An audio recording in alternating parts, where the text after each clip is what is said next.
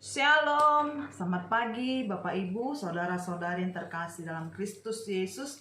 Kita ketemu kembali pada pagi hari yang indah ini, di mana kita akan bersama-sama beribadah terlebih dahulu kepada Tuhan sebelum melangkah untuk melakukan aktivitas kita. Maka dari itu, saudara-saudara, mari kita bernyanyi bagi Tuhan dari buku NDHKBP nomor 212 ayat 1 dan ayat yang kedua.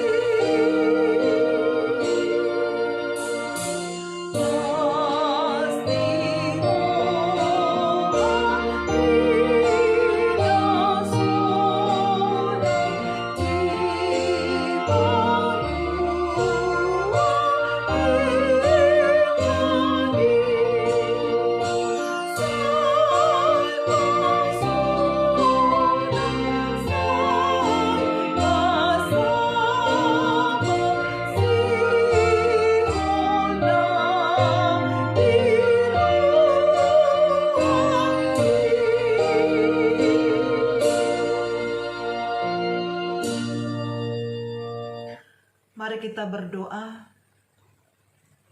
Segala puji dan hormat kami persembahkan hanya kepadamu ya Tuhan Allah Bapa kami di pagi hari yang indah ini. Kami kembali bersekutu kepada Tuhan melalui ibadah kami sebelum kami berangkat melaksanakan aktivitas kami sepanjang satu hari ini.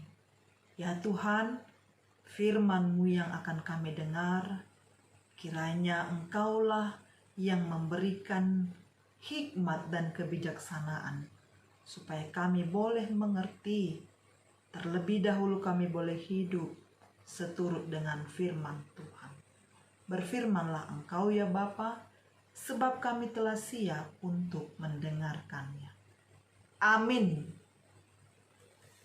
Bapak, Ibu, saudara-saudari yang terkasih dalam Kristus Yesus, dimanapun kita berada, kita bersama-sama memuji Tuhan, memuliakan Tuhan di pagi hari yang indah ini, dan kita sama-sama menerima kebenaran firman Tuhan yang akan menjadi kekuatan yang baru buat kita untuk melangkah kembali di aktivitas kita dimanapun kita berada.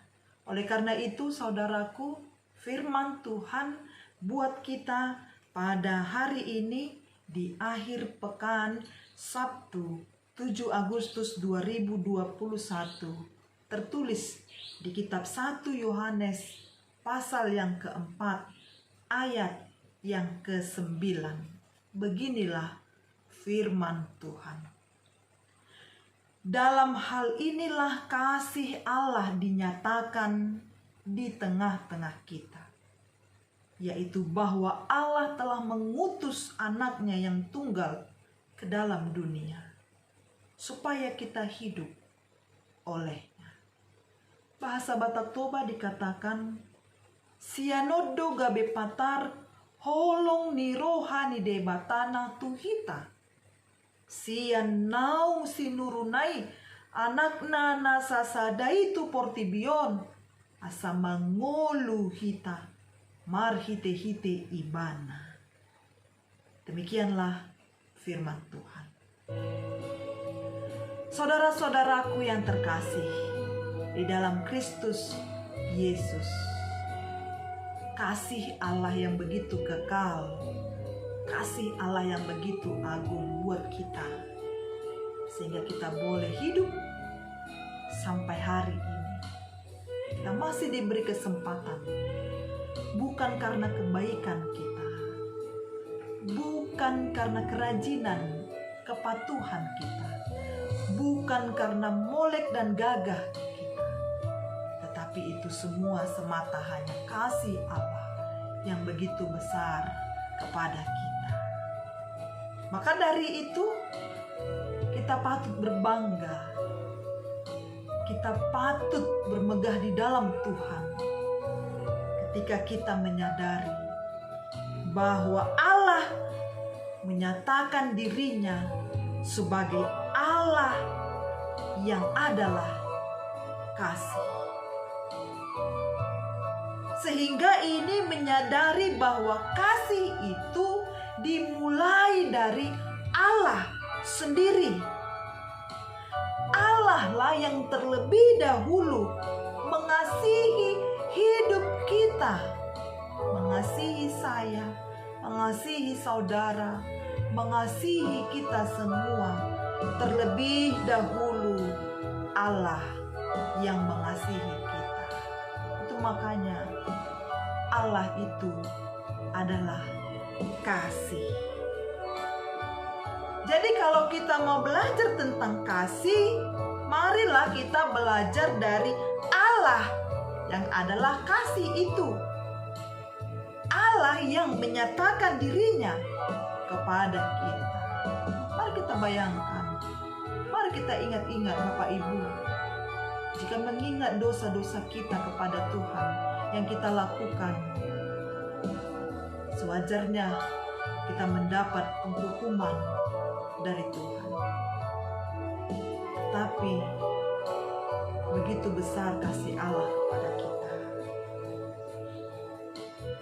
Maka dari itu pada pagi hari ini kita diingatkan kembali melalui surat Rasul Yohanes yang mengingatkan kita tentang tindakan Allah yang menunjukkan betapa besarnya kasih-Nya kepada kita, yaitu dengan cara mengutus anaknya yang tunggal. Bukti kasih Allah kepada kita adalah Dia memberikan anaknya yang tunggal, Yesus Kristus, buat kita semua. Yohanes 3 ayat 16, tentu kita tahu itu semua. Karena begitu besar kasih Allah akan dunia ini, sehingga Dia telah mengaruniakan anaknya yang tunggal, supaya setiap orang yang percaya kepadanya tidak binasa, tapi beroleh hidup yang kekal. Ada amin. Ay songono do olong ni rohani di bata tuhita. Pola do anak nana sasadai di lewan, asa unang mago ganup na porsea. Tubena alai asa hanguluan nasa liling na di ibadah. Bapak Ibu, saudara yang terkasih, ketika Allah menyatakan kasih-Nya dengan mengutus anaknya yang tunggal, tujuannya apa? Nas kita tadi mengatakan supaya kita hidup olehnya. Dan yang ke-10 dikatakan supaya kita mengalami pendamaian bagi dosa-dosa kita.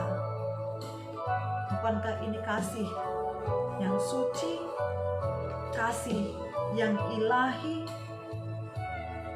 kasih yang benar-benar, kasih tidak seperti kasih yang ada di dunia ini. Jika kasih yang ada di dunia ini adalah kasih yang mengharapkan balasan, yang mengharapkan sesuatu hal, maka kita memperlihatkan kasih kita karena ada sesuatu yang kita harapkan. Dan kasih seperti itu sangatlah terbatas. Bapak Ibu saudara-saudaraku yang terkasih dalam Kristus Yesus, ketika Allah mengasihi kita, Allah memberikan anaknya. Maka kalau kita mau hidup dalam kasih Allah, pandanglah salib Kristus, pandanglah kasih kasih yang agung itu bukan mendapat sesuatu, tapi memberikan segalanya, bahkan nyawanya Dia berikan. Maka dari itu, saudaraku, tujuan dari kasih itu bukan untuk diri yang mengasihi. Bukan.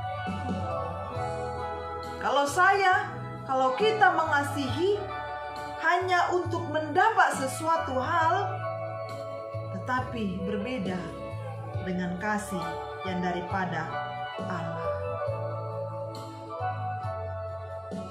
Jemaat Tuhan yang terkasih dalam Kristus Yesus, dalam dosa kita mati, dalam Kristus kita mengalami kasih supaya kita hidup oleh-Nya. Dalam dosa kita adalah seteru-seteru Allah, tetapi di dalam kasih Kristus yang nyata itu pendamaian bagi dosa-dosa kita. Ada lagu yang mengatakan, yang merujuk kepada kasih kepada orang tua, kepada ibu. Walaupun orang tua itu adalah manusia yang jatuh juga ke dalam dosa, yang terbatas juga kasihnya, tetapi lagu ini dikarang dan diciptakan. Begini liriknya. Kasih ibu kepada Beta tak terhingga sepanjang masa, hanya memberi tak harap kembali, bagai sang surya menyinari dunia. Jika kita boleh merenung lagu itu, Bapak Ibu, tentu lebih tepat lagu itu kita tujukan buat Tuhan. Seharusnya kita nyanyikan begini. Kasih Tuhan kepada saya tak terhingga sepanjang masa. Apa itu kasih? What is love? Hanya memberi, tak harap kembali, bagai sang surya menyinari dunia. Terus menerus kasih Tuhan diberikan kepada kita. Sang surya yang terus tiada henti-hentinya menyinari dunia ini. Begitu juga dengan kasih dari Allah Bapa. Maka dari itu, Bapak Ibu, saudara-saudari yang terkasih dalam Kristus Yesus, mari kita ingat, mari kita menghidupkan, mengimankan kasih yang sejati yang telah diberikan Yesus kepada kita, Allah Bapa kepada kita. Kasih yang tetap mengasihi meskipun kita rasanya dihianati, meskipun kita rasanya dikecewakan. Karena jauh lebih lagi kasih itu berbicara tentang komit.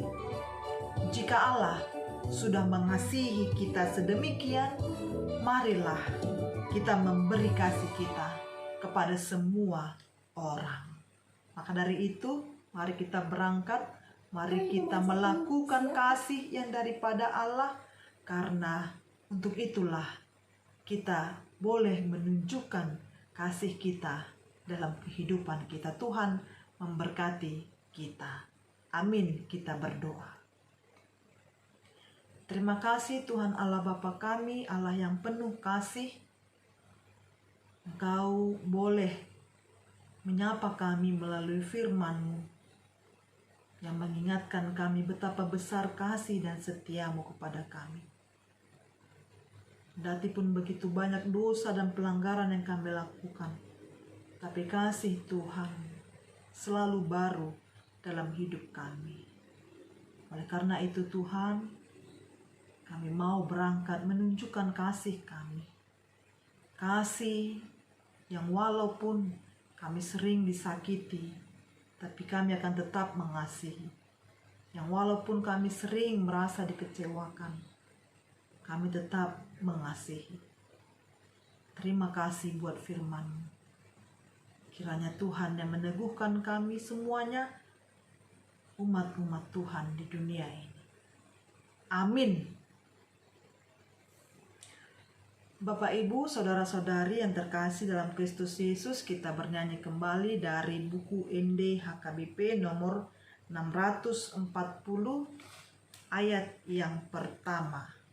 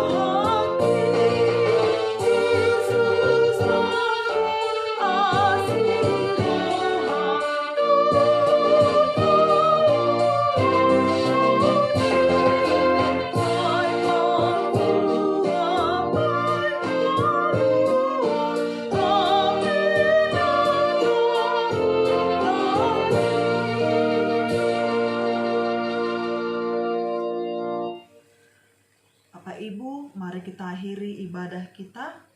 Kita sama-sama mengucapkan doa Bapa kami.